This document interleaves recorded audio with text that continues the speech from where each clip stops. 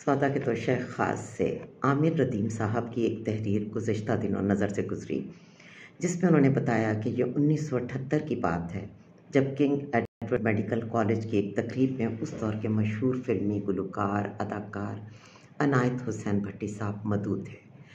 वो कहते हैं कि उन्होंने एक ऐसी बात की जिसने मेरी दुनिया बदल दी। उन्होंने वहाँ कहा कि मैं मुंशी हूँ, अल्लाह ताला ने बहुत से लोगों का रिस्क मुझे तकसीम करने का शर्फ अता किया है। मैं ईमानदारी से अपना काम करता हूँ और मेरा रब मुझे रिस्क देता है। वो कहते हैं ये बात मेरे दिल को लग गई। मैं चंद सौ का मुलाजिम था, मैंने अल्लाह के हजूर अपनी मुंशीगिरी की अर्जी डाल दी, अल्लाह ने कबूल किया। आज मैं लोगों का रिस्क ईमानदारी से उनमें तकसीम करता हूँ और मुझे अल्लाह पाक ने आसूदा हाल कर दिया और मेरे इतना वाफिर रिस्क दिया कि मैं माला माल हूँ। मैं उनकी इस बात को एंडोर्स करती हूँ क्योंकि ये तजर्बा मैंने इस नीयत से तो नहीं किया था, मगर हुआ।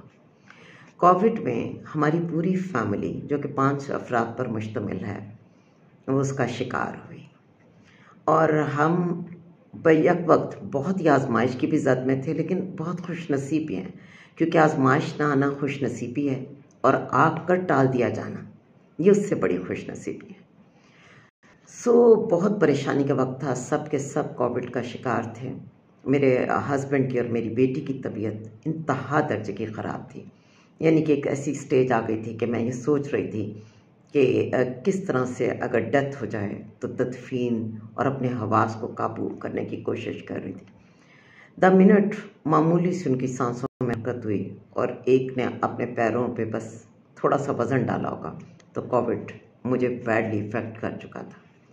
मैं कोविड से इस हद तक मुतासिर हुई कि मुझे 2.25 साल लगे सिर्फ मामूली नॉर्मल रूटीन की तरफ आने में।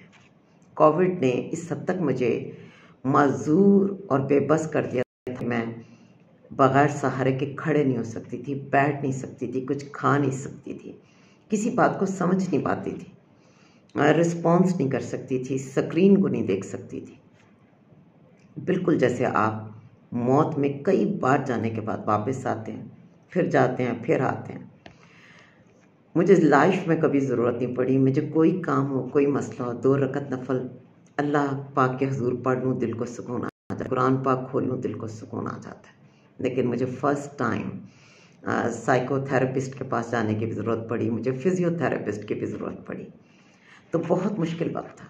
लेकिन मैं बहुत हैरान हुई, एक स्टेज पर मेरी बेटी ने आज खुद ये डिसाइड किया कि अब मेरा कोई कम बैक नहीं है, मसलन आज या कल मेरा बुलावा आ चुका है, तो उसने मेरे इदारों को मेरा रेजिग्नेशन भेज दिया कि मामा जो हैं वो अब मतलब कंटिन्यू नहीं करेंगे।